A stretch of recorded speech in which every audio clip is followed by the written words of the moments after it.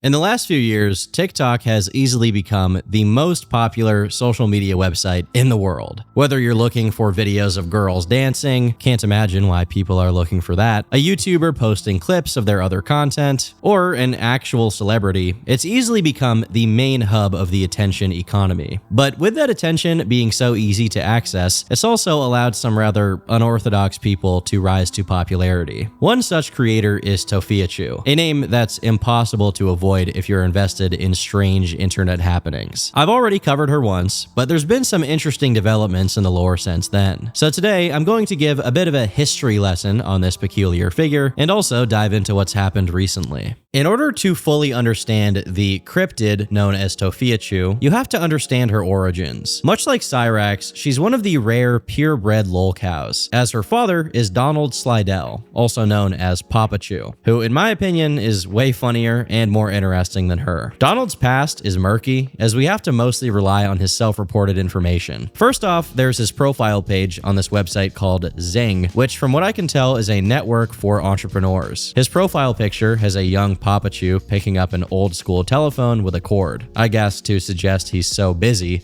he's taking business calls even while taking the photo. In his education section, Donald lists himself as going to Campbell University in Texas to study accounting, banking, computer programming, trust management, and economics. While all of this could be a lie due to Donald's con artist tendencies, I'm inclined to believe at least some of it is real, because in his skills and knowledge section, he has listed Fortran and COBOL, which are pretty specific and old programming languages, which is very fitting for the time period he got his education in. While he never reached the same heights, Donald seems to be a kind of discount Terry Davis mixed with Martin Cabello, a tech-savvy former serviceman who completely lost his mind over the years. In this same section, he lists Airborne Ranger and Military Occupational Specialty Infantry, which means that his college education may have been paid for due to him serving in the Army. Interestingly enough, there's also the mention of TOW Bradley, or TOW Bradley, which appears to be a military vehicle with a mounted missile launcher. It's hard for me to describe the deep-seated fear that takes hold of me when I imagine that at one point in time, this guy was in control of a missile launcher. As tough as it may be to believe, Papachu used to be a competent, strapping young lad, at least until he completed his education in 1986. Once we get into the 90s, we officially enter the Tophia-verse, with Tophia's birth in 1994, as well as Donald Jr.,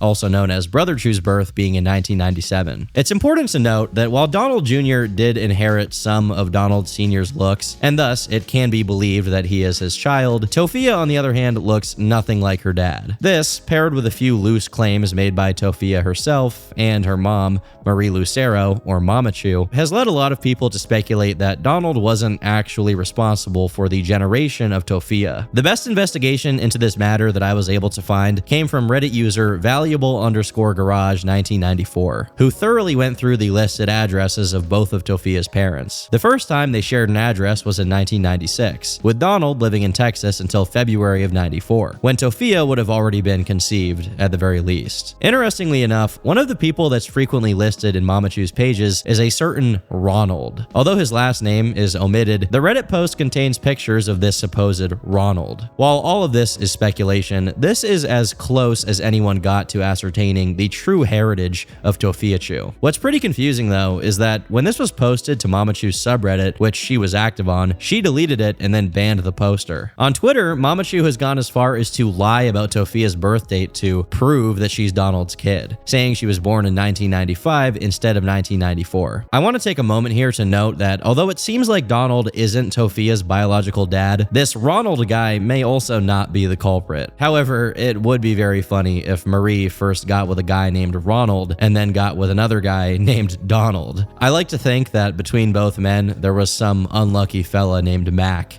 who got caught in the crossfire. But regardless of whatever happened there, soon after the birth of Tophia, we have possibly the first ever instance of Papachu committing criminal acts. While I haven't found this anywhere else online, a KF user has provided records of Papachu being charged with inflicting great bodily harm on a household member, in this case, Marie Lucero. Within a month of this charge, Papachu filed to dismiss the case, and there doesn't seem to be any more records of anything happening until the early 2000s, when another DV charge gets raised by Papachu. While this charge came in 2002, there was also a 2001 felony DV charge that apparently was filed by a police officer on the behalf of Papachu, but ultimately it seems that both of them were dismissed. These were soon followed by child support proceedings, which apparently concluded in Donald being sentenced to pay nearly $80,000 to Marie. Although this document also mentions the foreclosure and sale of a home, so it may only pertain to that. At least at the time, it seems Papachu and Papachu were separated, which honestly may have been for the best. Marie is by far the most benign member of the Chu family. Like Papachu, she looks like a normal person in her youth, and it seems that she had a pretty normal upbringing, outside of the fact that she was born with an extra finger. Whether this anomaly or other things in her life are the cause of it, Marie's kids also suffered from issues. Her first child was stillborn, which took place in 1992. And then there's Tophiachu and Brother Chu, the latter of which was also born with an extra finger that had to be surgically removed. Tophia herself, despite being the protagonist of the Tophia-verse, was the most unscathed of Marie's children. And if you see pictures of her when she was a little kid, she actually looked completely normal. I compared her to Cyrax earlier, but unlike Cyrax, she clearly doesn't suffer from any kind of disability. What was messed up though was her upbringing. Besides probably having to witness Papachu assaulting Papachu every once in a while, in a now deleted livestream that has been immortalized by a KF post, she said, "My dad forced me to read business books and he told me I had to know about every rich person. He would ask us who's the world's richest. It was obsessive. My brother's really good at electronics, so what he would do is flip-flop. He would say, while your brother is going to work on computers, you have to do stocks. My dad used to force us to stand in the background while he talked about the government and post it on YouTube. My dad was not on his medication, and on top of that, he was taking testosterone pills. And if you know anything about that, that was making him worse. My dad's not a horrible person, mind you. When he's on his medication, he's fine. But he also has the worst type of bipolar that someone might have, and he's schizophrenic. In the same way that I feel about Papachu manning a military vehicle with missiles on it, I shudder to think about unmedicated Papachu running around while blasting Tren. And if he is actually schizophrenic, then frankly, we have to start seriously considering if there's a connection between computer programmers from the 80s and that condition. You can download my 2 meg distribution that has all the source code on it,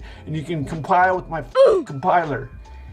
Even if Tophia is a known habitual liar, her mention of Donald being on medication is not only verifiable, but it's also a legal obligation of his. At least it was at the time. In 2004, when she would have been 10 years old, Donald was arrested for violating his probation by not taking his meds, which correlated with another legal filing from Marie because he wasn't keeping up with paying child support. After this, it seems he stayed normal for a few years, with his only court case being about unpaid credit card bills. However, things once again take a turn for the worse in 2008, when Papachu was caught and arrested for hiring some ladies of the night. I would say that it was sounding like there was some trouble in paradise between him and Marie, but I doubt that paradise has ever been an apt word to describe their household. It looks like his sentence here was just parole, but from here on out, things look increasingly dismal for Donald and the entire Chu family. Also in 2008, Papachu started his company, Slidell Financial Services, of which he is the CEO. In its description on Gust.com, he wrote, "Slidell Financial Services LLC is a funding broker for entrepreneurs around the world. Its mission is to provide funding to businesses from $100,000 up to $100 billion. Now, even if I do give some credence to Papachu's background, I don't think he's ever been in the general vicinity of $100 billion. At this point in his life, I don't even know if he can write out $100 billion without getting lost along the way. What's even crazier is that his profile picture here is him with a fedora holding up a $100 bill. He's also listed on Zillow for whatever reason, but he didn't get any sales. However smart and competent he was at some point in time, it seems the schizophrenia had taken over by 2008. Unfortunately, my goat is washed. His court cases in 2011 and 2012 are pretty minor. They're both related to finance stuff, but in 2014, he and Marie finally got legally married, which is a sign that even if he was off his rocker, he was now somewhat present in the Slidell household. After this, this, there's another few years of inactivity, which is when Tophia enters the picture, even if she wasn't quite in her prime yet. Her first post to TikTok was a drawing of Pikachu, which I can only assume is the origin of her name. I also feel some obligation to remark on the suffix of chu as a sign that there's something deeply wrong with a person online, especially considering that at the time this post was made, she would have been in her early 20s. So this kind of behavior is pretty childish for someone college-aged. This same kind of immaturity continues to show itself in her following post for the rest of 2016. Oh my gosh, look at her butt. Oh my gosh, look at her. In keeping with this theme, her posts slowly transitioned from showing off her art to being Musical.ly style videos. If you guys don't know what I'm talking about, Musical.ly was what existed before TikTok. You might remember Jacob Sartorius, Maddie B. Now, it seems that she couldn't really produce these properly, as usually they're made with some kind of speed up effect to make the movement more appropriately robotic. This is concerning since, by all intents and purposes, Tophia was seemingly incapable of making things that your average 14-year-old girl could make.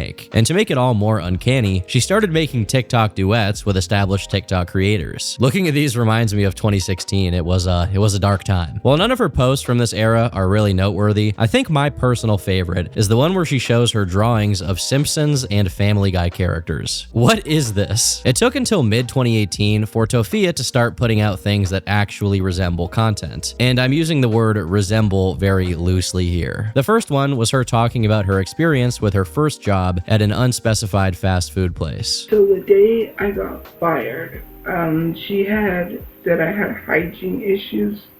So I have my forehead itching now, I don't know. And she told me I was grazing, like eating little bits here and there, which I never did at work. We're not supposed to get no lunch. We don't get no lunch, no break.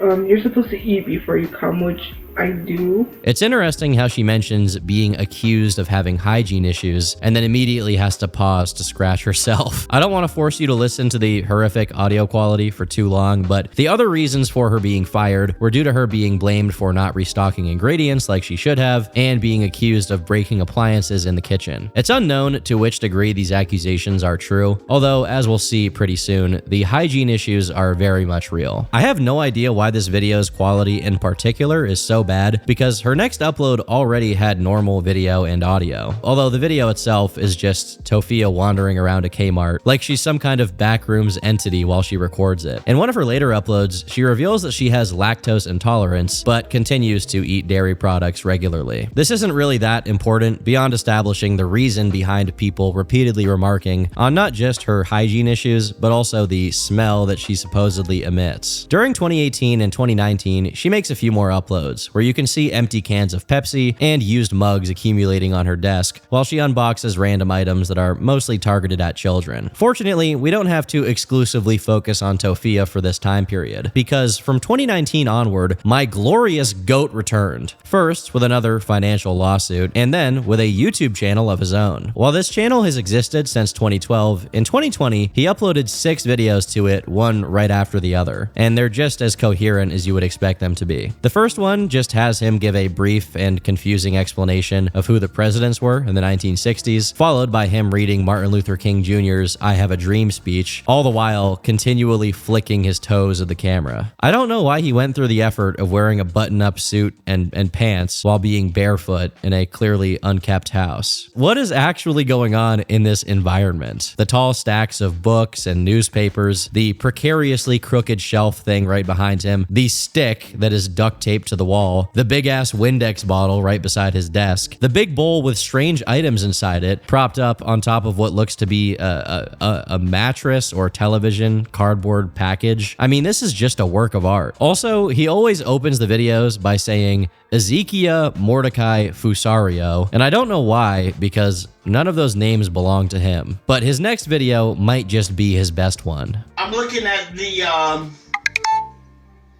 impeachment inquiry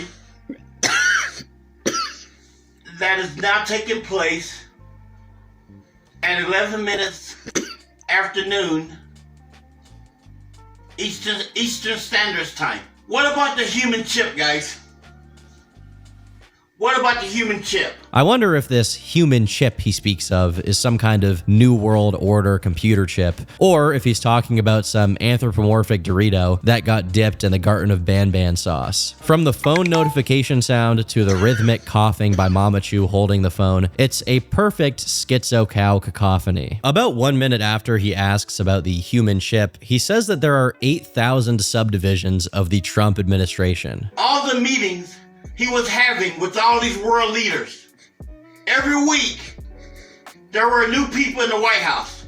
All these leaders we never heard of. All these countries we never heard of. All these meetings. And then the human chip. The human chip. Colonialization of Mars. Life on Mars. Let's move citizens to Mars. What about the human chip? What about the human chip? I'm actually watching through this thing, and he keeps tempting me with the forbidden knowledge of the human chip, and he never gives it away. This is some very advanced retention bait. The economy is an illusion. The economy is fiction, imaginary. This is gonna collapse within 3 years or less. It's not enough to put an end to democracy. No! Let's put a chip in their ass. Why not create jobs that pays so people can live? So people can provide for their families. It's too easy. It makes too much sense. No, let's put a chip. No, let's get a human chip. You know, he's actually winning me over here with this chips in your ass talk. I might vote for him. The next video has him explaining for 9 minutes why the president's goal is to kill you. This is his proof. And I got proof. You'll never see it. And I never talk about it any further. At some point later on, he randomly starts talking about Bangladesh and New Guinean separatism, which only adds to the confusion. This is how he concludes the video after deliberately turning on the fan to make the audio even worse, as he speaks 10 feet away from the microphone. Later on, next week, I'm going to validate my reasons for legalizing smoking and for 16-year-olds.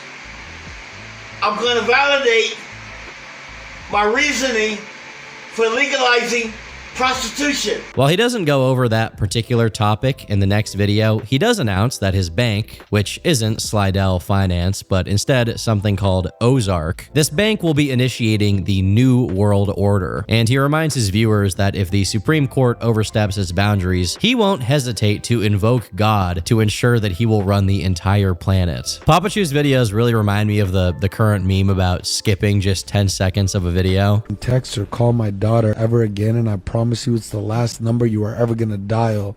I will find you and I will hurt you, and I'm not f***ing around. Because if you skip 10 seconds of his videos, it goes like this. To make it simple, whenever your stomach hurt, your head hurt, you get AIDS, you get cancer. 10 seconds later. You got witches, witchcraft, spellcasters, spirit workers, all utilized by the government. I don't think that made it very simple. The last video uploaded to his channel was called Roy, and although he begins it by addressing Donald Trump again, he just talks about some British guy with only 3 fingers named Roy who, well, I think I'll let him explain it. Roy and his dog eats a total of 40 soiled diapers a day, along with water from the local river. God gave Roy Busman and his dog a total of $100 million and moved them to an undisclosed location. I love the specification that God gave Roy and his dog the money, as if half of it went into the dog's Stripe account. Sadly, my boy has gone off the deep end completely. While Papachu's sanity plummeted at freefall speed, Tophia, on the other hand, was finally getting the attention of the wider TikTok community, particularly thanks to a series of videos surrounding the theme of mob boss daughter.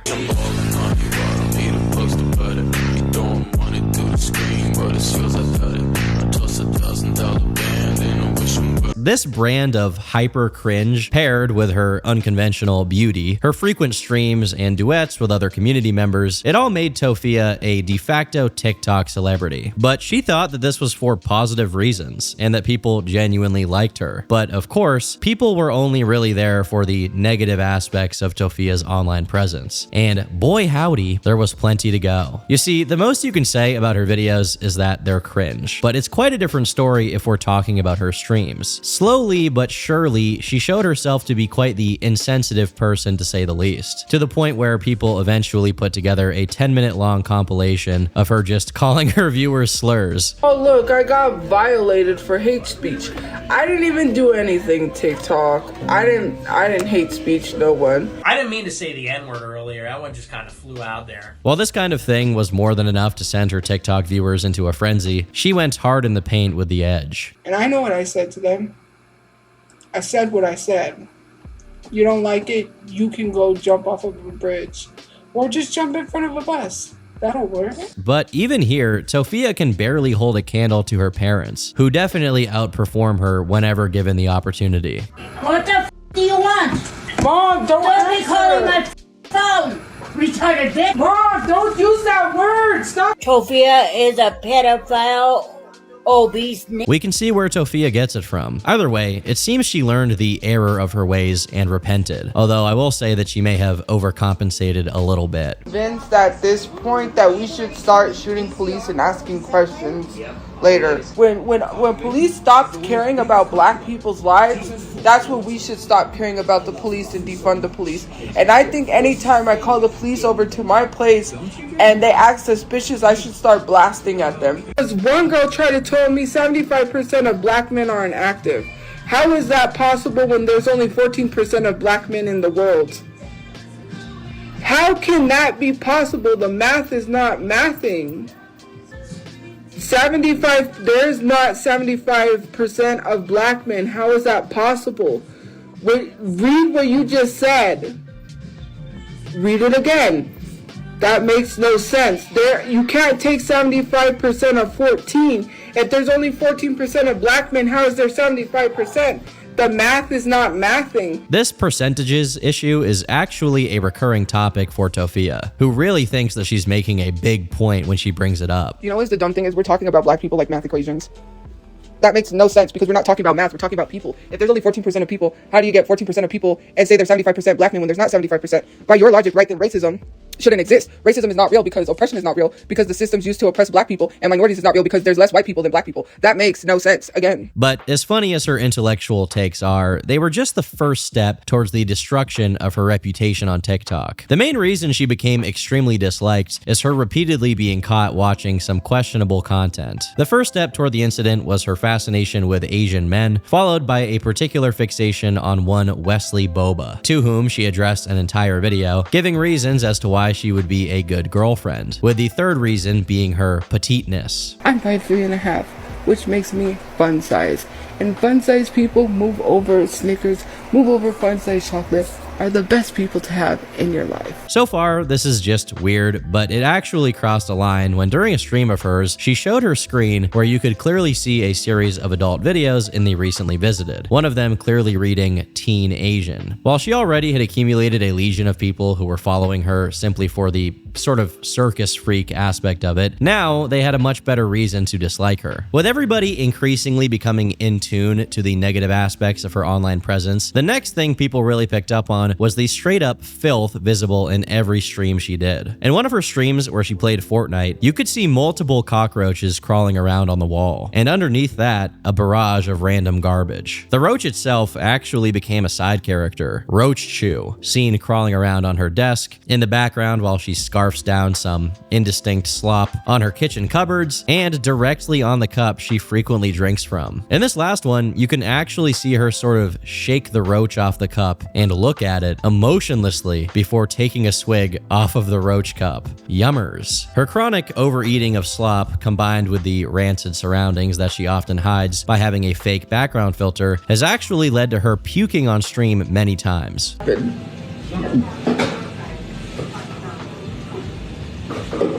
Oh Lord.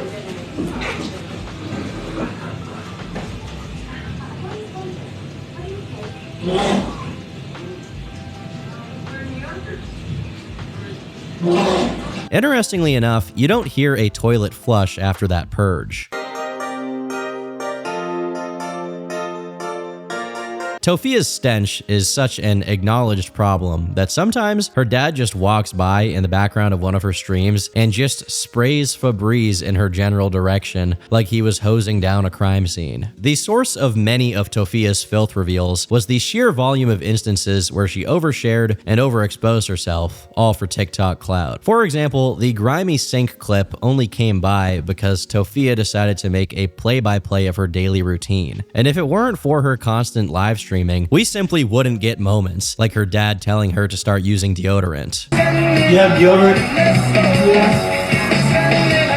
She'll wear it. I do. Or the audio of her using the bathroom with the door open. Or the audio of Papachu pissing for a straight minute while ignoring calls from their landlord.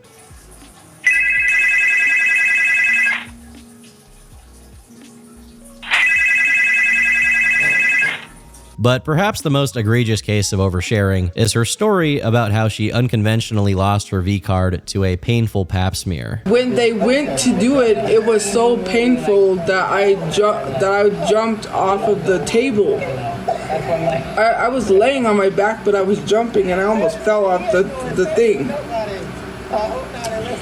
And then she sent me to the women's clinic, which was right down here, down the road. I go there. Or her talking about using the bathroom at the hospital. I rang, no one came. I stood up and instantly, I used the restroom all over the floor. The nurse came, got mad, and was like, waiting for you to show up, sir, and you didn't. Like, when in general has a bowel movement, you can't hold that in. This is the type of thing you would tell your friends when you're a dumb teenager. But to be a 20-something-year-old talking to a bunch of strangers, you'd have to put a vice grip on my balls for me to spit this type of thing out. Batman could not beat this out of me. It makes it even worse that she's chewing on some forlorn chow while telling her story of pooping herself, but it's hardly surprising, because most of her streams, she's either shoveling some gruel down her gullet or ordering more. This is such a compulsive habit that she even cries when DoorDash misplaces her order. If it wasn't enough for her to expose her own horrific hygiene issues and her intestinal mishaps, she did the same thing to her mom. Hold on. Thank you for subscribing. I can shit myself. Hold on. I gotta go pee. Even as her elderly mother is notifying her that her rectum was about to blow, Tophia still prioritizes thanking her sub and how she needed to pee. It's like everyone in this house is using the bathroom at some point in time. The worst part is this isn't even close to the most cruel and negligent thing that Tophia has done to Papachu, as she frequently yells at her. Hang up the phone! Hang up the phone! Give me the phone. Oh, he answered that. Well, just let him answer. I told you to Stop it. Well, let him answer the phone. You're not gonna help any. That's why I want to move out and leave you away from, because you're causing me problems. And what's worse is, as she yells at her mother, she complains about being yelled at. You too. You say a lot of things and I didn't say anything like that though. And then I'm the one that gets yelled at. Well, stand up for yourself. No more. Well, you're not gonna say that, or I'll turn your live stream off. If they go after you, that's their problem. I'm not gonna deal with that on my fucking Well, live don't stream. deal with it. Don't say that word. Mm. And if they don't stop, I'm gonna find out who they are and send someone to Okay, their fucking guys. house. Yeah, I'm not just playing never these mind. games. I'm sorry, yes, I said it, but you guys made me mad. Mom, you guys gotta stop causing me problems. I'm sorry. No, you're not sorry, because it adds on to my stress. Okay. No, it's not I'm okay. not trying to stretch you out. I'm trying to defend you. What? I don't want to argue, please. I'm not trying to argue with you. Well, it's too late, because now people think we're a scammer. Their conflicts even came close to getting physical at one point. Yeah, I swear to God, if you don't let me block these numbers, I'm going to hit you. You're not blocking them. You're answering Yeah, I them. had to answer that. Now here's another one. They are replaying my live Write the stream. numbers down. I'm trying. Fortunately, between just Tophia and Papachu, they were kind of at a stalemate, an unstoppable force and an immovable object, if you will. The real source of the Chu's family hardships were the men. Chronologically, the first one to cause some trouble was Papachu. As we've already established, our boy is a bit of a schizo. No offense to schizos, okay? I love Terry Davis. But Papachu was truly beyond the pale. Now, before I get into the negatives, I would like to establish that Papachu has established his love for Papachu, describing her as the love of his life, and telling the army of fertile and lustful women who are relentlessly entranced by his toothless crack smile and Hitler mustache to stand down. Speaking of his smile, I think he can explain why his teeth look like that better than I ever could. I'm 58 years old, and I am teething. Right now, I am teething like a baby. But back to the matters of importance. Beyond just his significant other, he describes Marie as the director of his operations, specifying, "Marie Bernice Lucero tells me what to do. That's just the way it is for me." Additionally, he has a particular admiration for her baking abilities, going as far as to post a video of her cooking with the subtitle, "The Master at Work." With all of that said, Papachu is a business mogul and he's a player, and a player has his needs. Unfortunately, the man has fallen for the sins of the flesh, and he's resorted to posting half-naked images of himself while flexing his geriatric muscles and precariously holding his phone by the tippy tip to attract the attention of women. I assume he's gotten a lot of action from this kind of thing because he is a self-described head N-word leading with authority, as you can see him holding a $20 bill here, which means he's really loaded like that. At one point, he was so down bad, he even did a musically styled post. I don't wanna see you when I wake up. But tonight I want you fucking up my makeup. 'Cause I got so many problems. I love the fact that he first opens his mouth at the wrong time and then does it at the right time and is singing along with this light skin Riz song. It's just pure gold. I can't show them here for obvious reasons, but he's also posted images of his privates many times. And during his streams, he occasionally started tonguing the air to seduce the viewers, only to be caught by Papachu.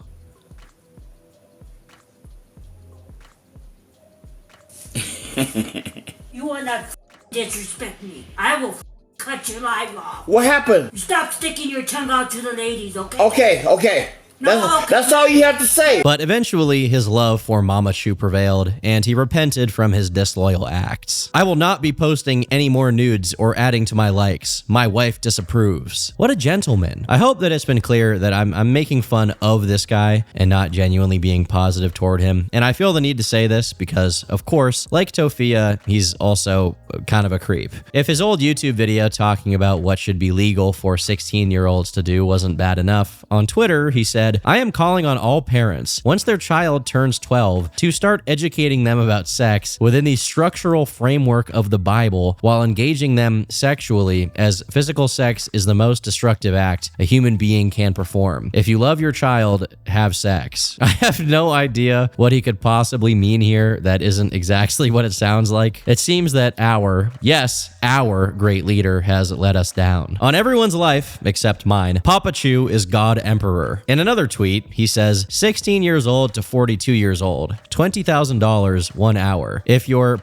and is wet and you are extremely ready to freak, see me now. Attached is a picture of him smoking a comically large cigarette with a melted plastic spoon inside his breast pocket, probably because he actually used it to do drugs. While his mental state rapidly deteriorated in 2023, his delusions of world domination started manifesting even more aggressively than usual. In one tweet, he wrote, "If you leave your home for any reason, you are dead. If you think negative about me, you are dead. Those who are to pay me, I suggest you do it now. Delivery services, trash services, utility services, free. You have 1 hour to be in your homes. Killing all humans / disobey." Now, you see him mention those who are to pay me right before he talks about killing all humans. And that's because, for whatever warped reason, he thinks that the entire world is indebted to him and owes him trillions of dollars. Every government in the world, every nation in the world must pay me $999, $999, $999, $999, $999, $999, $999, $999, $999, $999, $999 zillion dollars every year. Every year. The first installment, December 2019. Thank you. Everything from Papachu standing menacingly in the background to the Call of Duty games duct taped to the wall. This right here is modern art. In this same series of videos, he also has one where he derides white people. The white man in government throughout the world, I have no use or utility for that type of ignorance and stupidity.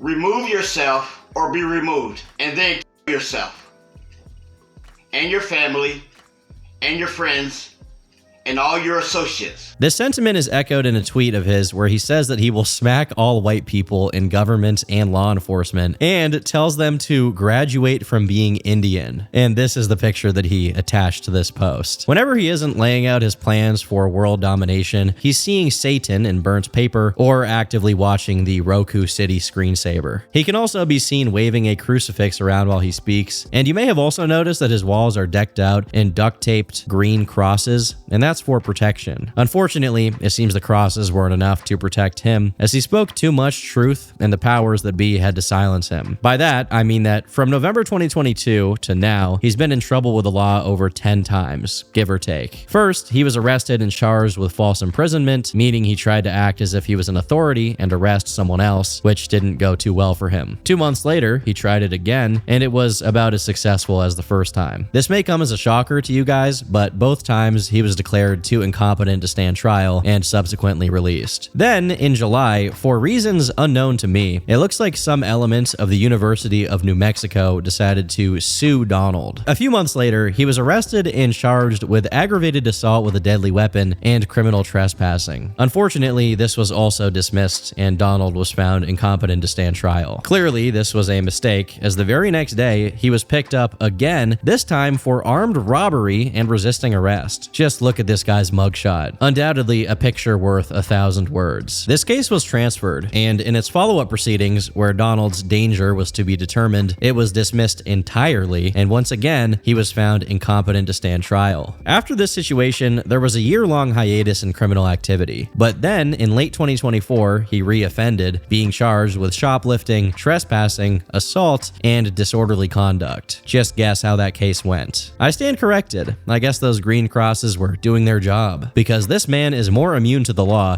than Daniel Larson. A few more months went by, and we get to 2025, when Donald stacked up 5 new cases. One for breaking and entering, another for trespassing and concealing identity, which we even have a mugshot for, 2 more for just trespassing, and finally, 1 for possession of a controlled substance and paraphernalia. Remember that melted spoon from earlier? It's like Chekhov's gun. We also have a mugshot for that one, where Donald is visibly traversing through various galaxies. Donald's absence from the Chu household is relevant because despite being an insane hoarder who duct taped random items to the wall, the Febreze incident, among other things, are signs that he was at least somewhat concerned with keeping their place in one piece. On top of that, he was the one responsible for keeping their rent paid, so with him gone, what came next was inevitable, with police raids to their house becoming increasingly frequent due to online trolls swatting Tophia. Papachu's insanity compounded the problem, as according to Tophia herself, he was off his meds and posting some bad stuff online that made their situation with the cops even worse. By early 2023, just as Papachu's unending crime spree was ongoing and he was frequently out of the picture, Tophia got on a stream with another TikTok creator and revealed that they were behind on their rent. Around the same time, she announced her entire family were given 8 days notice to do something about it or they would be evicted. You'll get your rent when you fix this damn door!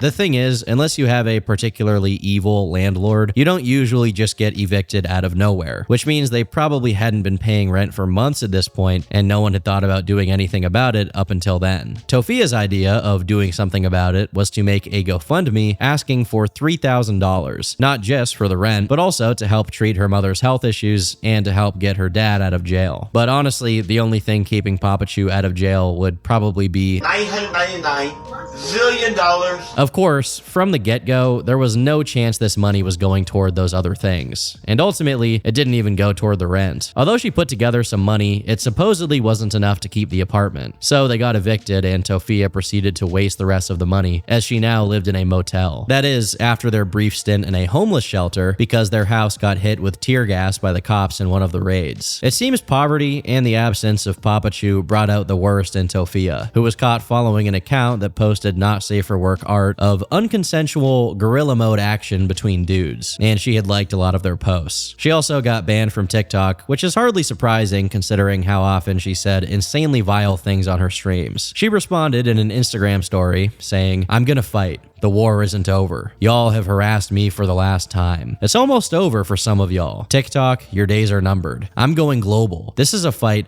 I know I'll win. Have your laugh now. You won't be laughing soon." Sounding a lot like Papachu there. She also defended herself from the accusations she was into Asian men in possibly the best way. "I only like 2, and it's hella uncomfortable. Like, imagine someone trying to date me that is Asian, and I don't even know them. Don't try to set me up on dates with anyone. Seriously, if I want a date, I'll do it myself." I'm sure that was devastating to the golden horde of Asian men pining for her attention. Around the same time, Tophia was being frequently told to just go get a job instead of spending all of her time on TikTok. But her latest excuse as to why she couldn't get one was because she had a disability, which she brought up whenever someone pointed out how terrible she was at communicating. That's gonna be okay for me because I have a learning disability. That's something that I can't just fix overnight. Disabilities don't go away. You have them for the rest of your life.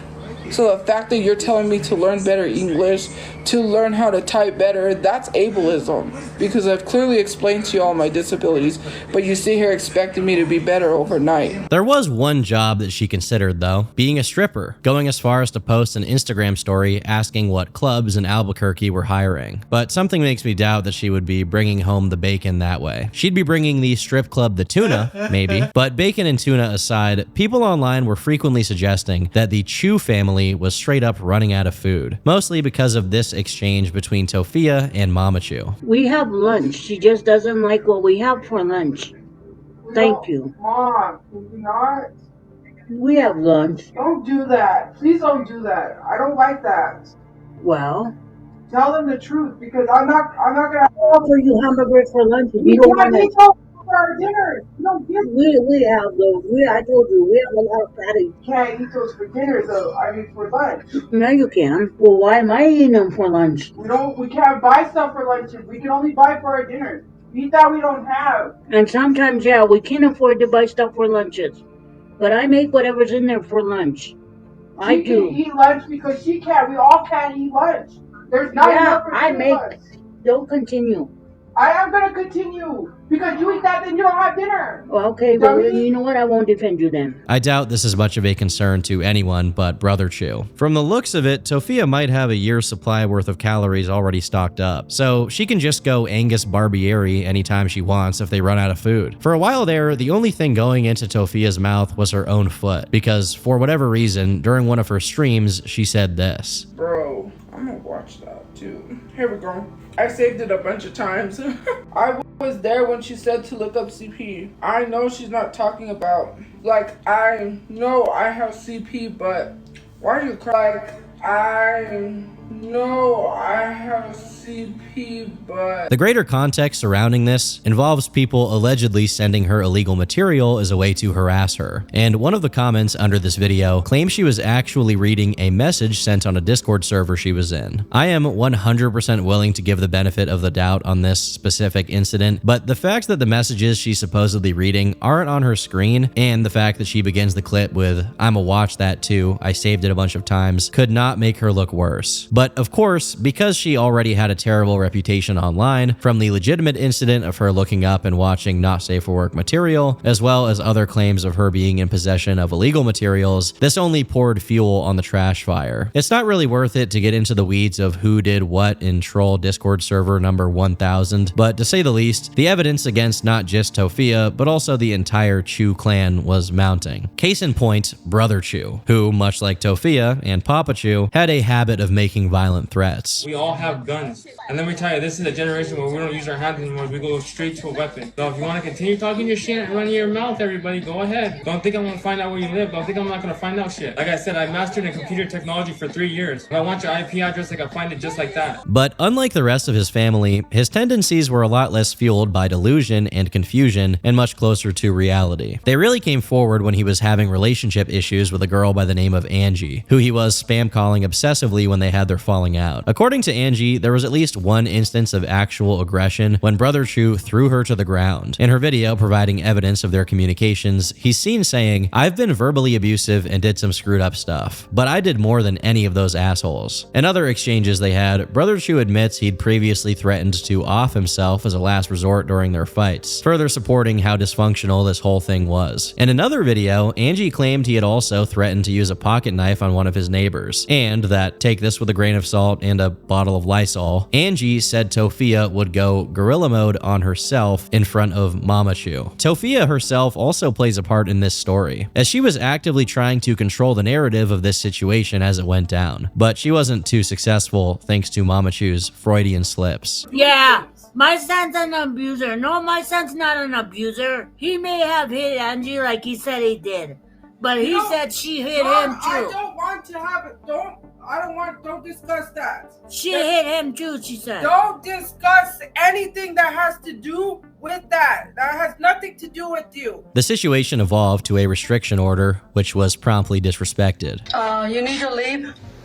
I'm already on the phone with the cops. There is a order, I think a judge's order that you're not supposed to be here? Yeah, and I'm on the phone with the Okay, please leave. Please go down to your car and leave. Oh, how much? Now you're harassing me. Please leave. Being harassed by Nicole. Please leave. And although it's unknown whether he did this because he needed it or because he wanted a reason to keep in contact with Angie, it seems he kept her car for himself and even eventually put it on sale. This is another situation where it's just too needlessly intricate and riddled with lies from all sides of the argument, but one Reddit user by the name of Deadly Rexy, found over on the Tophiachu TikTok subreddit, did the community a favor by summarizing what had been going on. Apparently, Angie was also living out of the same motel as the Chus and actively instigating conflict with Brother Chu, which also violated their restraining order. While there are many claims that aren't trustworthy, one of the recurring elements is that Brother Chu owned an unlicensed firearm that he threatened people with whenever they messed with him. The relevance of his belligerent nature will show up later, but for the time being, the attention turned back to Tophia when Angie said this. Their house smells like piss and because of Hershey. Tophia smells like BO and piss. Regardless of what Angie herself may be guilty of lying about, these comments shed light on one of the most egregious potential misdeeds of Tophia, her treatment of her pets. Due to how serious and even disheartening some of this may be, I'm not going to focus on it as much as I did in the last video, but there were at least 2 instances of animals being in terrible conditions in the Chu household. First, there was a foster cat, and I'm using the word foster lightly because these people have a tendency of lying for attention about doing charity or fostering animals. This cat was apparently fed dog food, which is bad for cats, and clearly the cat didn't like it and was starving, as it audibly growled and tried to steal any food that it saw, which usually was the indescribable barnyard feed that Tophia troweled into that industrial concrete mixer of a mouth while the cat literally starved. Eventually, an organization was contacted and revealed that Tophia was never in an animal foster program, and the animal was soon rehoused. But another animal wasn't so lucky. Hershey, which is the one being referred to by Angie in her video. At this point, the urine stink is verifiable, as you can see in Tophia's own streams that the floor of the house is covered in pee pads, often stacked on top of one another, which must smell great. Tophia herself complained about how much Hershey peed, but of course, she never cleaned it up, she just complained about it. When the growling and the barking got too much for her liking, Tophia would even hit the dog with a hairbrush to make it shut up. I don't know whether to say this next event was for the best or not, but eventually the dog just ran away, and although Tophia claimed it was out of her hands, it really did seem like she purposely let the dog leave. Due to the time frame, this could be because she didn't want to buy it dog food anymore, but it could also be that she just wanted another tragedy for her to paint herself as a victim. What is almost certain, however, is that she's lying about how Hershey went missing, because she's since told the story a few different times, including bizarre details about black figures and her mom getting tackled or dropped to the ground by someone. one. Hopefully, Hershey has found a better place to live than under the tyrannous rule of the Chus. On a better note, nearing the final quarter of 2024, Papachu briefly returned, this time under a new alias, Martrania Satori, or there's also Sartorium, which is an alter ego who supposedly worked at Ozark International Bank. His new Twitter account had nearly 1,000 posts in less than a month, and among the terrible thirst traps and pictures of his wiener, he dropped a couple new classics, such as, "I would like to eat AOC until she squirts, however long it takes. To prepare, I plan on bringing 40 years supply of food and drink because I want her to climax 1 trillion times." He also randomly tweeted a picture of Tophia where the caption was clearly written by a troll, making fun of her teen video incident. As funny as the new tweets are, I can't even explain the peak he was posting to TikTok. Because this is the moment you realize something inside you is broken and it can never be fixed. He truly gets it, man. In other videos, he can be seen repeatedly sucking the few teeth he's still got left and showing off his phone, and it looks like he's now in a homeless shelter. Whatever the situation actually was with him at this time, someone soon got in contact with Mamachu and was informed that Papachu had gone missing. Due to him being gone and Brother Chu being conspicuously absent, Tophia was now handling the bills with Papachu's money, so you can imagine how much DoorDash she was ordering. Uncoincidentally, she soon had to resort to begging for sums as measly as $120, claiming TikTok wasn't paying out the money they owed her. Of course, despite all of the trouble they were going through, Tophia never gets a job and actually helps her family out. It's just more social media posts. As a matter of fact, she takes offense to anyone telling her to get a job. Me and my family are going through a lot of financial hardships, and people just don't realize how hard life is. Between my brother trying to get a job and not being able to get a job, to having to try to get his car fixed so he can make and earn the money that we may need for our rent and stuff. And I can't even tell you how bad it is. Like, if I explain it to people, they would just tell me, well, why don't you go get a job?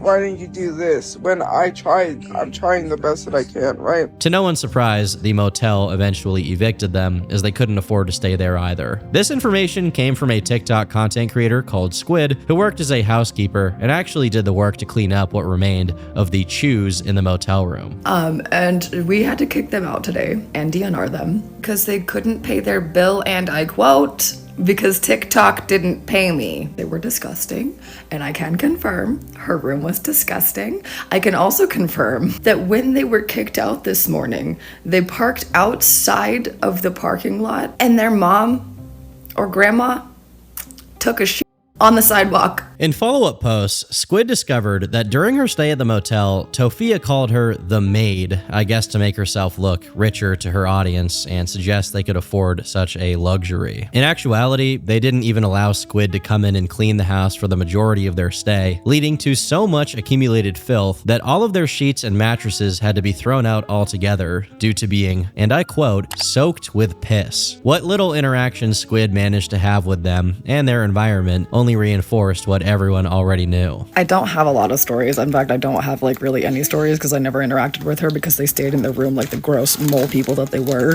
But I can tell you that the reason they had roaches is because their kitchen was absolutely disgusting and it had food on it that was probably older than my nieces and nephews.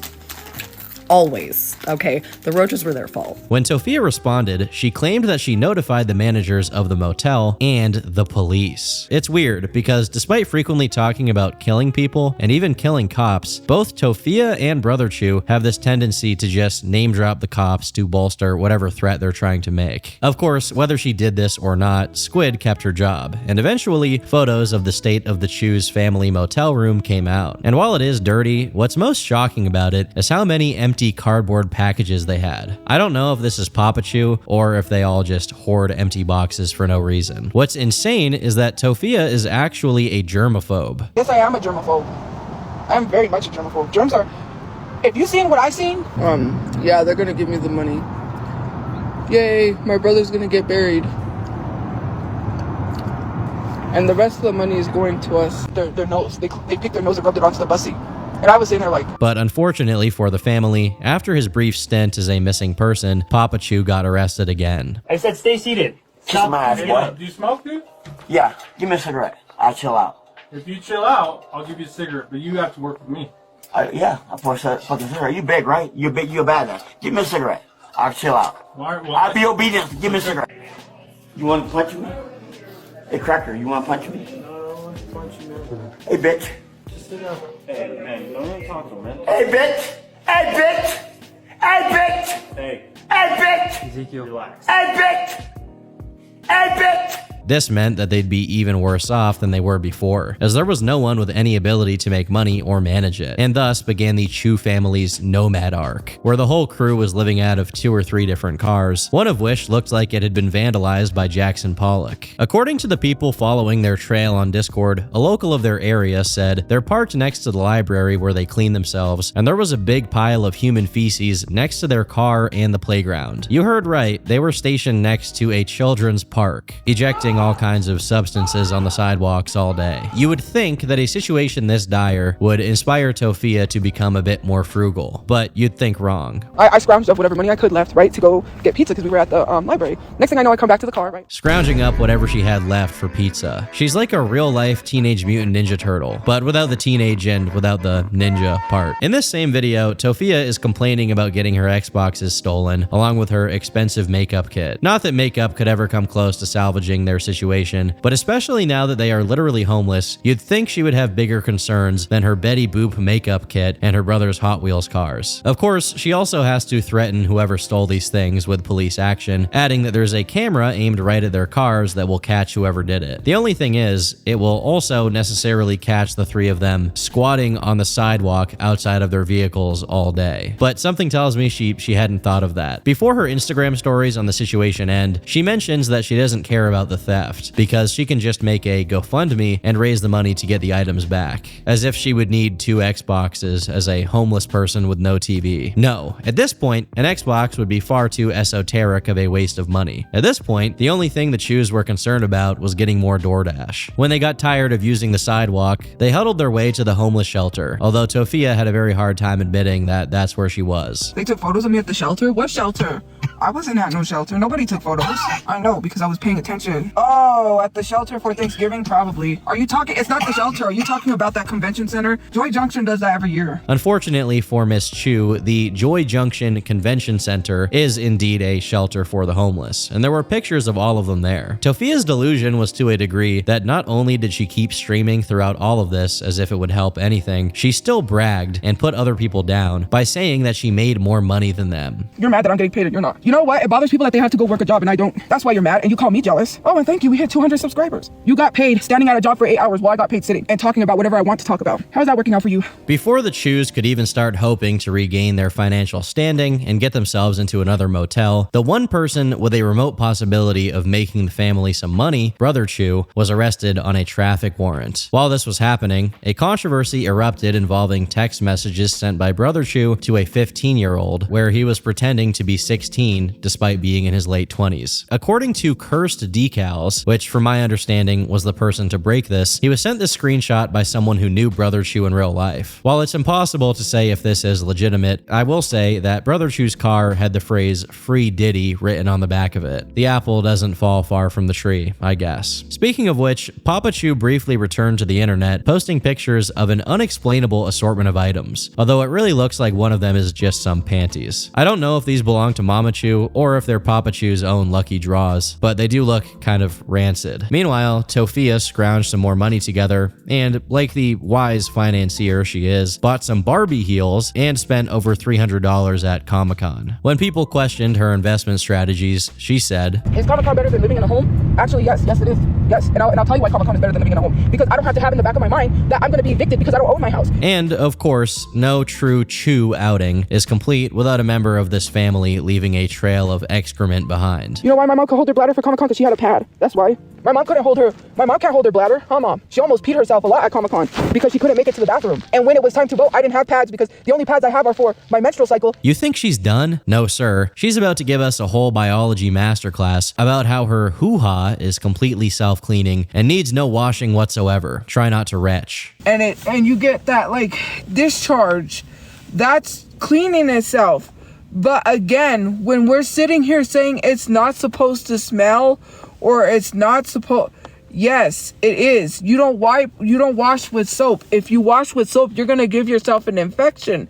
You need to learn how to take care of your body properly, because you don't want an infection down there. That is going to hurt. She goes on to explain the kind of soap she uses, but at this point, does she even shower? Because despite frequently going to the shelter, she spends most of her time eating, sleeping, and streaming out of the Diddy clown car. I don't know how much hygiene you can scrap together in that situation. While this topic had no effect on Tophia, she later ended up crying so hard she puked, all because of the things people were saying in her chat. I'll save you from having to listen to that though. Smarter people than I have gone through the effort of calculating how much money Tophia was making off of TikTok, but it's safe to say she wasn't making anything significant, meaning the family's days were numbered. Even more concerning is that Papachu's health was clearly declining, as she could frequently be heard coughing all the time, which may or may not have something to do with the fact she only drank Pepsi, never water. On her station head account, when someone asked Papachu what was the last thing she ate, she simply said nothing. She was then asked what Brother Chu was up to after the arrest, and she simply concluded that he had been going to car shows and buying random junk. This family is like a living rat utopia experiment. While her mother literally decayed next to her in the clown car, Tophia downloaded random clip art online, put it on some Redbubble type website, and started talking about how she would buy a big house for all of her family to live in and watch TV. In reality, whenever she wasn't hotboxing her mom with farts and ammonia, she was either waddling through the empty halls of a library, prowling for prey, or attending car shows with her mom and brother. In late February and early March 2025, Tophia had one last hurrah, which consisted mainly of her bragging about her non-existent paychecks. This social media stuff, once I clear my name,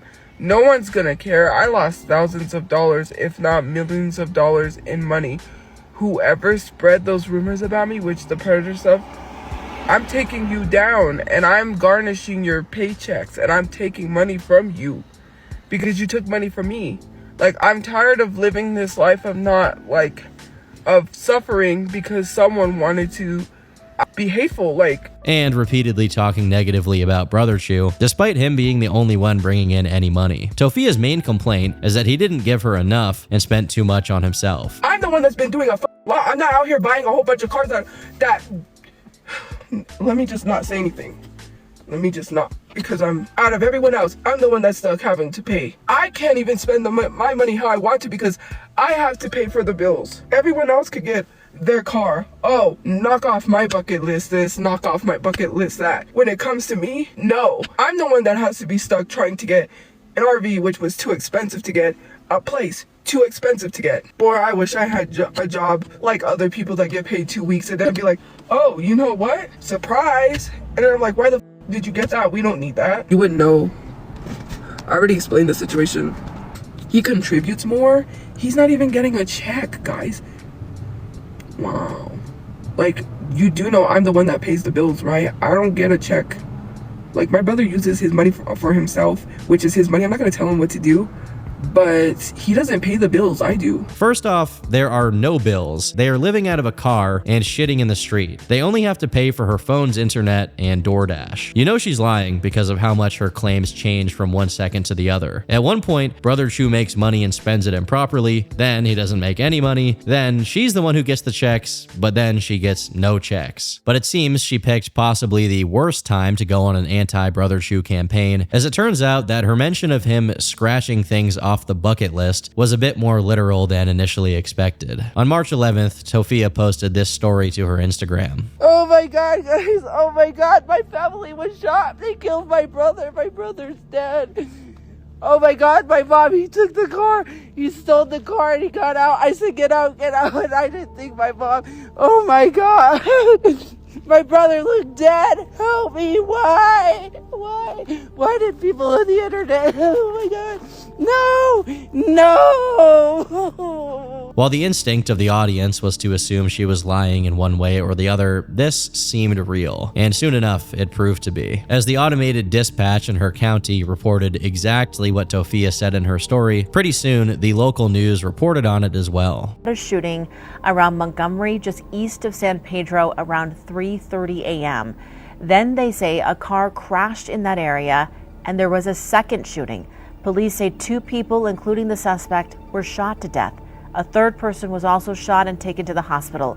Montgomery is still closed this morning in both directions between San Pedro and Louisiana as police investigate. According to news articles that came out immediately following the shooting, apparently someone approached them and tried to carjack the car. One of the victims reported that the driver, who was her brother, was shot. The daughter is okay. Police say the suspect drove off with her brother deceased in the car and mother injured, but he didn't get very far before crashing the stolen vehicle.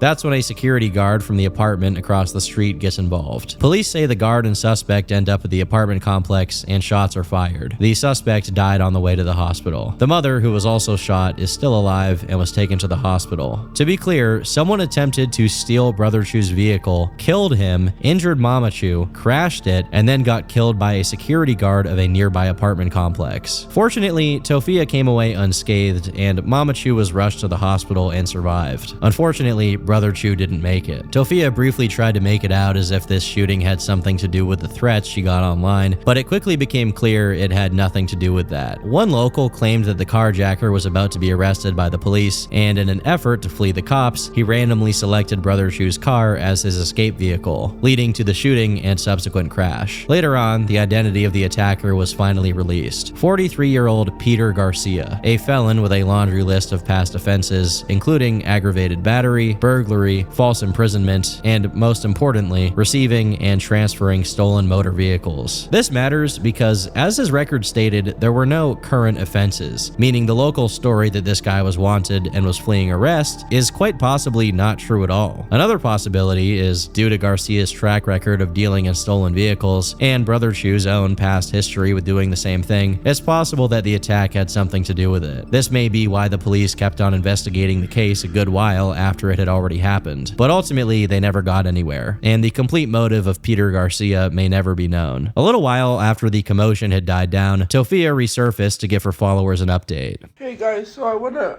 come on here and just say something. That obviously I'm taking a break, but if anyone makes a GoFundMe, I know there are two, unless it's approved by me, which those are not. Please do not donate to any GoFundMes right now. I do not want anyone to get scammed. Me and my family will be working on a GoFundMe if we need any other expenses. As for right now, please, please, please. Also, I do want to say, those of you who have sent money to Cash App, it is saying failed. So if you sent any money, please send money to my PayPal if it doesn't work. Now, while I want to respect the gravity of the situation, Donald Jr.'s passing doesn't suddenly make him, his family, or anyone involved in this story immune to scrutiny. If anything, it's even more important to pay attention now, as his passing can be used maliciously. Like Tophia said, soon after his passing, GoFundMe pages went up, and one of them was legitimate and came from one of Brother Chu's friends. Let's take a look at the description. I hope this page can help provide a proper burial and some money for his sister and mom who have been without a home. His mother was shot and is still in the hospital. Prayers and donations are appreciated. At face value, this is normal, but eventually Tophia came out and announced she was launching her own GoFundMe page as well. As far as my personal GoFundMe link, I will share that too, and I will let you guys know when I make a GoFundMe link. But yeah, thank you guys. I appreciate it. Later on, this extra GoFundMe slowly morphed into Tophia's fund for pretty much everything she could think of. Everyone's helping to put money together. And as you know, there's so much expenses. We're gonna have help with my mom's medical bills and some of the funeral expenses, but you know, it's so much more. It's rebuilding, possibly getting a car, learning to drive so I could take my mom. I don't even know. While mentions of vague things like maybe learning how to drive start popping up, Tophia slowly started shooting down anyone who suggested paying for Mama Chu to be placed in a nursing home where she could recuperate. You know, so she's not recovering from a life-threatening injury in the Deadymobile. For context, Tophia claimed that Mama Chu was hit in the face, through her nose and going out of her ear, breaking many bones, including her jaw. Within days of Donald Jr.'s death, Tophia was doing everything in her power to completely lose any any sympathy she may have garnered as a consequence. The GoFundMe page for her brother was successfully getting traction, but of course, like any moment that Tophia gets her hands on, none of it went toward giving her brother a proper burial. Instead, it was spent on fast food. On the 17th, she was saying this. He didn't deserve that. And for you to try to deter people to have empathy and to help me and to say that I'm going to use my situation to profit and that I'm supposed to go get a job after I have trauma? What's wrong with you? Are you going to send kids that have trauma from school pewings back? A day later, she was actively bringing up Brother Chu's death to try and get sponsors, and a couple of days after that, guess what? I'm just going to wait on these ribs, finger licking. I want barbecue ribs, okay?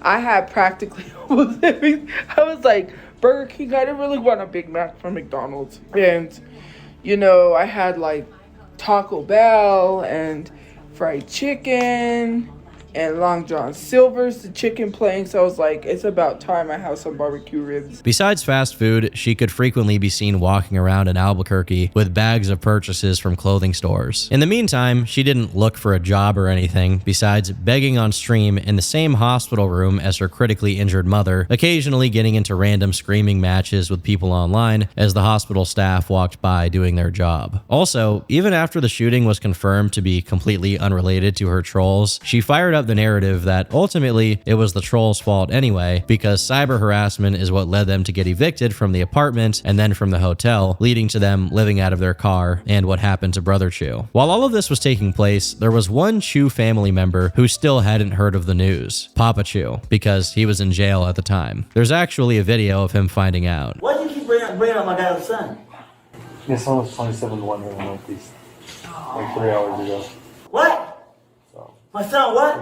I don't say, oh, because if anything misfortunate happened to him, I'm gonna bring him back. The son was 27-1, the mom was 20, so the son was 27-1, the mom and the daughter were 65, and then the offender is also got 27-1 by security. I can't imagine how difficult it must have been for Papachu to even conceptualize that his son had died, with his mental condition being so terrible at this point. If he was out and in a functional state of mind, he would have been able to be of some use to his family. But unfortunately, the only person manning the wheel now was Tophia, and it was really not going well. The initial GoFundMe moved their goal from $4,000 all the way up to $10,000, all while Tophia was making her own collections through Cash App, getting DoorDash, and buying clothes. After about a month of collecting money that was supposedly going towards Brother Chu's funeral, it turned out that Brother Chu was cremated, not on Tophia's dime, but instead by the Crime Victims Reparation Commission of New Mexico. The CVR also allegedly gave Tophia a few $1,000s, and she didn't spend a single cent of it on funeral preparations for Donald Jr. For a whole month, Tophia racked up literally hundreds of random lies about the money she got and spent, all of which was carefully documented by the people following her online activity. When people found out about this, they started campaigning to report the GoFundMe page, as none of the money that was sent to it was going to be properly used. In response, Tophia had this to say. I need to address this because I'm so sick and tired of people thinking that it's normal for people on Reddit to contact the morgue with my brother's information, pretend to be his family, and then spread lies and misinformation on the internet about me scamming people out of a GoFundMe I don't have access to. I don't know how many times I have to scream or yell or, you know, get it through people's heads. Maybe someone, you know, I don't know, I need to scream in your ears. Some of you guys need to clean out your ears with Q-tips before you start running your mouth, because how am I scamming people out of a GoFundMe I don't have? Do you know that the GoFundMe is stuck in the process section? So let's talk about the money I spent at Ross and TJ Maxx's. People want to be in my business, and Pocket Watch. You know, I want to say F-U-C-K-E-N, but I can't cuss because TikTok will take this down. So let me show you, because since you want to be nosy, you know, my mom's family is probably going to yell at me for this video. I don't care, but it needs to be addressed. So I'm going to make this video. And I'm going to pause here for a second to explain what's about to happen. Tophia, in all of her glory, has gone onto the TikTok account of someone who called her out for her spending habits and will comment on their appearance. But anyways, let me tell you something. You want to be a victim so bad, I will let them know that you're a victim of eating too many Big Macs, okay? That's what you're a victim of. a victim of eating too many Big Macs. That double chin should say all that it needs to say. You want to sit here and tell me that I need to starve? Maybe you should start yourself. I am so sick and tired of people telling me that I'm supposed to. You know why they gave me a $500 Grubhub gift card? Because I was in a hotel room. I could cook, but I wanted to buy fast food because I was visiting my mom every day in the hospital and didn't have the energy to cook because people said so. And that I'm not supposed to use a gift card that was given to me. But okay, you wanted to bring up the fact that I'm scamming people by going to TJ Maxx and, Ross. Maybe I have family on my mom's side that gave us money to be able to afford and buy the things that we need. So maybe stop pocket watching people. Wow. Honestly, being called a double chin must be scathing coming from none other than Tophiachu. Truly, I can't think of a worse fate. What a reputation-destroying blow. Anyway, in this same video, she goes on to give a bunch of excuses as to why she can't find a place to live, despite being given a bunch of money. And in the midst of it, she mentions that she is behind on paying for the storage of her belongings and her phone bill. Those are like 2 out of 3 things she has to regularly pay for. How is she behind on them? Additionally, she complains about not being able to use Mamachu's food stamps to get Grubhub. I will say, if this is how she wants to squander the money she gets, that is her God-given right. The only real problem is this is only being revealed now, after a month of her acting like the GoFundMe was her lifeline that she desperately needed for survival, and burying Brother Chu, only for none of it to be true. Brother Chu was not buried, he was cremated, and Tophia didn't make a peep, fully hoping that she'd get her hands on the GoFundMe money before anyone found out. Adding insult to injury, immediately after, she posts an Instagram story begging for $5 on Cash App to pay for her phone bill, claiming she needs to make important calls and get a hold of people. A few days later, she was once again spotted in the street, sporting brand new Jordans. After this initial burst of attention following Brother Chu's death, things finally started dying down, until early May, when the Shiloh Hendrick situation happened. To summarize, an altercation happened at a playground, a heated gamer moment was had, and the woman who uttered the forbidden word managed to get the support of the online community to the tune of over $100,000. How does this have anything to do with Tophia? Well, it doesn't. It doesn't have to do with Tophiachu at all, but she certainly thought that it did. In the comments of a video related to Shiloh, Tophia wrote, "WTF, but yet I get called a scammer and can't find a safe place, and I'm a victim of a crime?" When people replied, reminding her that this wasn't about her, she added, "It's frustrating how black people get treated. I'm black and can't even feel safe. If y'all fought harder, then racism wouldn't even exist." Well, I said racism, she said raskim. First off, as tragic as what happened was, Brother Chu and Mama Chu were the victims, not Tophia. And secondly, none of it has anything to do with them being black. Lastly, all of the Chus except Papa just look Hispanic. I'm no expert myself, but Tophia really couldn't be more wrong in her assessment of the situation. Not that it matters anyway, since Tophia was already laying the groundwork for her next move as a content creator, as a thirst-trapping beauty influencer. Calling your phone, why you not hitting me back? Please just pick up, don't wanna go tit for tat. Arguing on versus this, then it's that. Killing my vibe, now I'm writing this rap. This person will do anything but get a job. What's worse is that long after the dust had settled on the Brother Chu situation, a third party decided to speak out about it, Mama Chu's brother, Andrew. In a series of TikTok comments directed at Tophia, he said, "We tried to contact you. We had people willing to help bury Donald, but you refused to call us back, so it's on you. They were put out of their grandma's house because their dad was ripping off my mother, and they had money for a place to live in, just because their dad chose to spend it on himself and not them. Don't blame everyone else. Also, we gave them a chance to stay there and they chose to go with their mom and dad out to the street. So that was their decision, and they're old enough to understand what was going on. She likes to play the victim when she's actually someone that takes advantage of everybody just to get as much free stuff as she can. She should be ashamed of herself." Another shameful thing about this is that she refuses to let us talk to her mother. We try to call her because her mother doesn't have a phone as far as we know. I tried her old phone number or sending her messages, and there's also no reply. I think her mother would have a whole different opinion. This is how Tophia responded. And I do want to list a few things. I don't want help from a certain uncle saying like, "Oh, you didn't contact your uncle in order to help you." I'm not giving him updates because frankly, I'm pissed off. Like, you wait 2 days to respond to me to see how your sister's doing? That's crazy. Okay, there's a lot of things I could say. Like, most of my family wants nothing to do with him. So for you to tell me I'm supposed to accept help from someone that threw me in the streets when I was a little kid in elementary school, that's crazy. Me and my mom in the streets. He would go to my grandma's house every day and yell at her. I'm not trying to cause problems, but I'm not responding or giving updates for a reason, just like this other person. And I am going to address that too because this is going to end. I can only do up to a minute, so I will continue on the next story, okay?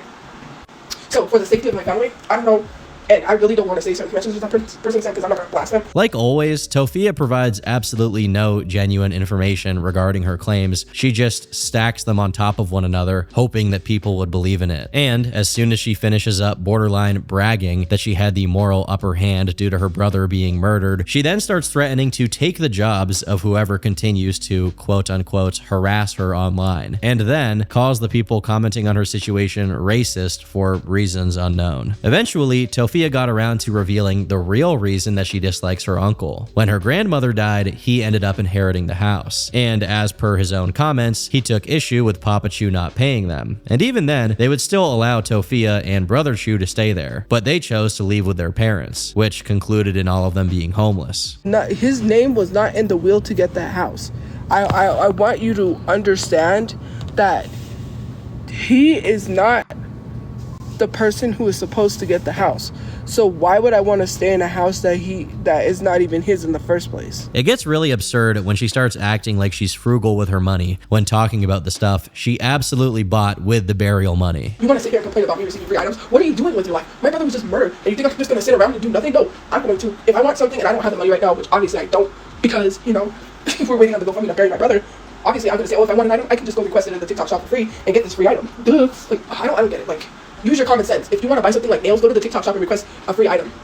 Don't buy your nails. Get a free sample and use it. Common sense. Use your smarts. That's like what is it? That's like the show Extreme Couponers, where they use coupons so extreme that they even get money back. They don't pay on groceries. It's being useful with your resources. And I will never understand why people in the comment section were so mad that I received a whole box of makeup for free and then tried to tell me that I bought it and it wasn't a free sample. Was you there when I requested the free sample? Like, you're so weird. Instead of being mad, you can click on it and request a free sample yourself. Maybe then you won't be so angry. And instead of paying for your items, maybe be resourceful and start requesting free samples so you don't have to pay for things. That's what I do. If I say, hey, I want a graphic t-shirt but I can't afford it, let me request a free sample on the TikTok shop. If I want something, I'm not going to pay for it. I can get it for free and promote them. I guess being resourceful is when you're homeless and buy new clothes at the mall and then get your hair dyed. Eventually, Tophia's aunt also started commenting under her posts to dispel the lies she was telling her followers. I am so ashamed of you, Tophia, for your lies about your uncle and the rest of your family. I know for a fact that the minute you messaged your uncle about his sister, he wanted to help. You are the one that kept your mother's family in the dark. You would not give any of your family information on your mother or where she was at. We tried finding your mom at every hospital in town. We were unable to find her due to the fact that it was an ongoing crime. You have kept your mother's family out of the loop. Bernice, which is Mamachu's second name, has so many family members who wanted to help. I guess it's all about you, Tofu. Grandma Gina would be so disgusted with you and your shenanigans. Also, how are we preventing you from burying your brother? That's on you. Little Donald only went over to visit his grandma when he needed money for cigarettes. You were never there for your grandma and never helped her in any way. You are now lying about your cousins. Who do you think would help clean her home and yard? Certainly not you, you lazy cow. Your uncle would never ask you to spend the night with your grandma. Why? So you could steal whatever you wanted? Like your grandma would say. You really are in La La Land. Based on this comment, literally everything she said about her family, from getting only $300 from them, to his uncle being cut off by everyone, to her grandma not liking him, was a lie. And most interestingly, Tophia was cracking down on anyone specifically claiming that she had gotten $6,000 from CVR, which definitely gets the noggin jogging. Regardless of how vile, manipulative, and dishonest Tophia is, there was still a bit of good news to be had around this time. After a long stint at the hospital, Mama Chu was finally back up and walking, although she's noticeably alone, as Tophia was too busy sitting around in random places and making new Instagram stories, bragging about how much better off she was than people who have jobs, and going on shopping sprees at the Dollar Tree. My personal favorite post from this period is when she made a thirst trap video with the caption being, "If y'all want send for my birthday, my Cash App is $Tophiachu." But in the post description, she wrote, "No, I'm not asking for money. I wish every day my brother was alive. I'll always grieve. I'll never stop grieving. Y'all don't know how hard it is." What does her brother have to do with any of this? Other locals started posting about her, saying she basically lived out of the mall and bought boba tea all the time despite being homeless, with pictures to prove it. I gotta wonder what she keeps in that backpack. In late June, she finally talks about Mama Chu again, admitting they haven't seen each other in a long time. We talk on the phone phone. The thing is where I'm at, they want you to fill out paperwork to visit, and they don't give me the paperwork, so I just talked to her on the phone. Given her reputation for lying and that visiting someone in a hospital just isn't that complicated, we can chalk this one up to Tophia just being too lazy to visit her own seriously injured mom. Besides coming up with excuses for abandoning Papachu, Tophia got her nails done and was spotted at Macy's. In early July, someone went through the effort of catfishing her, and although I don't want to get into the details due to how nasty it is and due to this person probably just wanting attention by involving themselves directly in the story, it is noteworthy that this person claims Tophia still had over $1,000 left and was living out of a shelter for women and children while going on her shopping sprees. But I should be specific here. The shelter was for women and children who are in some kind of danger, usually related to DV incidents. Yet Tophia was there getting freaky on the phone with some troll. At this point, Tophia managed to outdo herself and become the most hateable version of herself. Let's make these people's comments my content, because it says you should get better hygiene and STF, you will keep a job. Bold of you to talk about hygiene when it's giving hasn't washed the bed sheet since 2019. Clock that. How about that? You should get a dang job is what I hear. You work 40 hours a week and still can't afford a decent insult. Clock that. Let's address this commenter. You should pay your landlord. Worry about your own bills before you try budgeting my life, broke psychic. Clock that. She was just burning through whatever money she had left, all for a brief period of LARPing as a TikTok influencer, as if she wasn't a homeless person with nothing to her name. The most insane part is that she began actively trying to find herself a sugar daddy, all while popping pimples and having boogers and nose hairs sticking out during her videos. In August, there was Brother Chu's birthday, but Tophia didn't mention it as she was too busy watching some buff Indian dude bang and wishing happy birthday not to Brother Chu, but instead to Dylan Sprouse. A while after people pointed out that she'd forgotten her brother's birthday, she got around to making a sad TikTok post about it, only to have to again acknowledge that he was never buried, which, according to Tophia, would only happen if the GoFundMe money made its way to her. The thing is, the page ended up getting shut down and everyone was refunded, meaning Tophia would never see a dime, and she wasn't very happy about that. She proceeded to act like the only reason her brother's ashes wouldn't be buried was random online trolls, when by New Mexico state law, at this point, his ashes would have already been scattered since none of the family members did anything to stop that from happening. Tophia could have, but she chose not to, opting instead to buy random Hello Kitty makeup kit garbage from the mall. So with what little money she had left, what was she gonna do? Well, that's simple. More money. Taking up after the Ozark International Bank strategies that her father has previously established, Tophia decided to engage in a high-risk, high-reward investment plan, commonly known as literally gambling at a casino. The cherry on top of pure irony is that just a few days ago, she started complaining about the homeless shelter she was in. Like, there's too much that goes on. It's too busy. There's too much people. It's not even cleansely to say that I don't know how they prevent germs and people getting sick, because they don't even clean properly, because people have food in their beds. They don't get out of bed. Like, some people will sleep all day and they'll sleep all day, every day, because you don't have to leave. Some shelters, they make you leave to be productive, get a job, make sure that you're trying to get out of the situation. Nope. This place lets you stay there all day, lets you sleep there all day. It's really insane to hear her call out her kindred spirits like that. Unfortunately for her, karma came knocking, and she was soon kicked out of the shelter because you're not supposed to be streaming and recording TikToks there. In Instagram stories, she wrote, "I have an emergency. Can anyone help me out and send to my PayPal? I'd appreciate it. I know what the trolls are gonna say, but I need safe shelter for the night. And for those asking if I'm okay, no, I'm not okay. I keep being put in danger. I'll have to sleep outside in a tent if I don't get help. I can't explain the whole situation because it's personal. I'd like to not give my personal business out here for my safety." I actually can't believe she's making such a big deal out of this. Despite being wanted by the Secret Service and the FBI, Mr. President Daniel Larson boldly slept in parks where he heard voices speak to him throughout the night, sometimes going as far as trespassing to sleep in places he wasn't even allowed to. Meanwhile, Miss Chu was acting like she's going through hardship. She doesn't know the half of it. But of course, being reasonably concerned about her situation wasn't in her mental Rolodex, as she was more concerned with someone stealing her fake Labubu. More of them Labubu or Lahulus. Whatever the they're called, then you know what to do. We're gonna make a fortune here, though. And don't worry, I put a few aside for Meadow, just like you asked. The outcome of Tophia can only be one: a swift downfall. She's long since run out of sympathy, and soon she'll completely run out of money. And I doubt she has the constitution required to go the foodie beauty route and start basically selling her body to maintain her lifestyle. With that in mind, there are only two options left. Either she will become so poverty-stricken that she will go permanently offline, highly unlikely, or she will go the Larson route and continue to abuse the goodwill of anyone who gives her a hand, all while constantly streaming and convincing herself she's some kind of web celebrity. Unfortunately, the latter will probably be Tophia's choice, and I can only wish she gets funnier over time so that keeping up with the dumpster fire that is her online presence can be less jarring. But for the time being, I've been Turkey Tom, thanks for watching, and until next time, leave me alone.